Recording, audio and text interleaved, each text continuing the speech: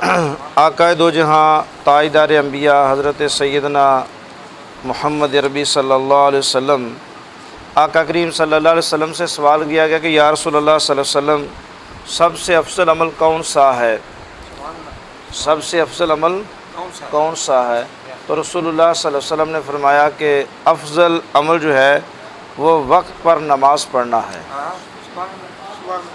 وقت پر نماز پڑھنا ہے۔ یعنی نماز کو جیسے اب ہم کون سی نماز پڑھی ہم نے؟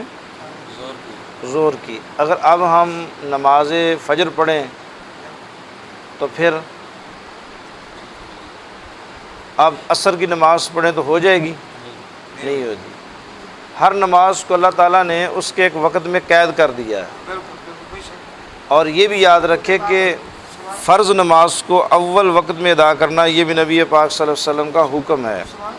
اور پھر حضرت سیدنا ام فروہ رضی اللہ تعالی عنہا آپ فرماتی ہیں کہ ہم خواتین کا ایک گروہ نبی پاک صلی اللہ علیہ وسلم کے پاس حاضر ہوا بیعت ہونے کے لیے۔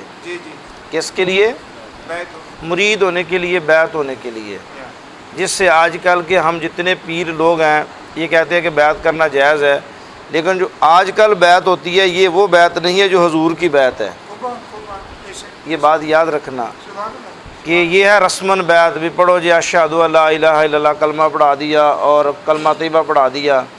نبی پاک صلی اللہ علیہ وسلم نے بیعت کیسے کی؟ خواتین کا گروپ آیا کہ یا رسول اللہ ہم آپ سے بیعت ہونا چاہتی ہیں، تو رسول اللہ صلی اللہ علیہ وسلم نے فرمایا کہ میں تمہیں اس شرط پر بیعت کروں گا کہ تم اپنی فرض نمازوں کو اول وقت پہ ادا کرو گی، جھوٹ نہیں بولو گی، چغلی نہیں کرو گی، غیبت نہیں کرو گی، کسی کا حق نہیں کھاؤ گی، اور ایک دوسرے کی عزت کو اسی طرح سمجھو گی جیسے تمہاری اپنی عزت ہے۔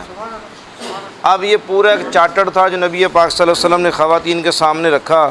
حضرت سیدہ ام فروہ رضی اللہ تعالیٰ عنہ فرماتی ہیں کہ ہمیں اس دن پتہ چلا کہ آقا کریم صلی اللہ علیہ وسلم نے ہم پہ کتنی سخت پابندیاں لگائی تھیں۔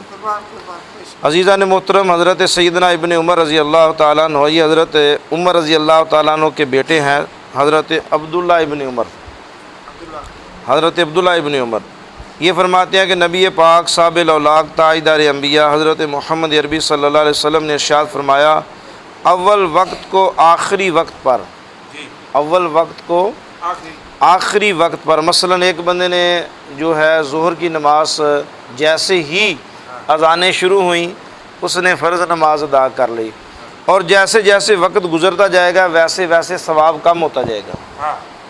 ثواب کیا ہوتا ہے؟ کم ہوتا جائے گا۔ جیسے جیسے وقت نکلتا جائے گا ویسے ویسے ثواب جو ہے وہ کم ہوتا جائے گا۔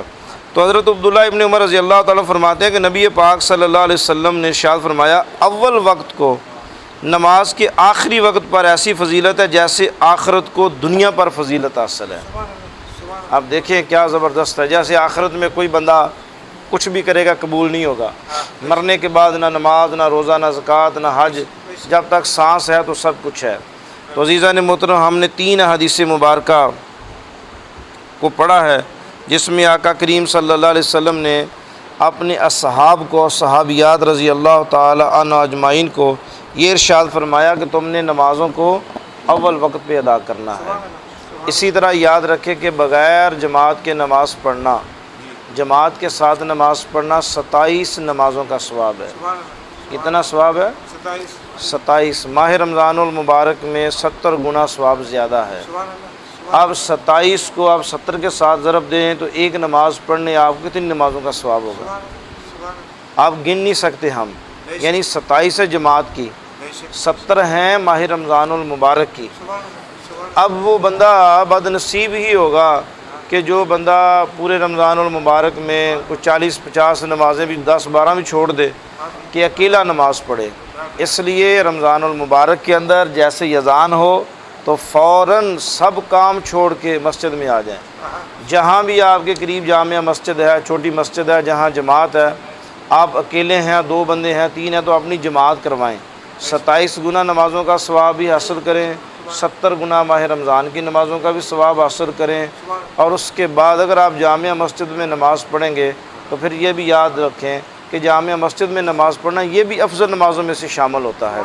تو نبی پاک صلی اللہ علیہ وسلم صاحب الاولاق ہم سب کو دین اسلام سمجھنے کی اللہ توفیق عطا فرمائے اور نمازوں کو صحیح معنوں میں ادا کرنے کی توفیق عطا فرمائے کہ جس طرح اللہ اور اللہ کے رسول صلی اللہ علیہ وسلم کی منشا چاہت ہے کہ میرا امتی نماز وہ نماز پڑھے وہ سمجھے کہ میں اللہ کو دیکھ رہا ہوں، اللہ مجھے دیکھ رہا ہے۔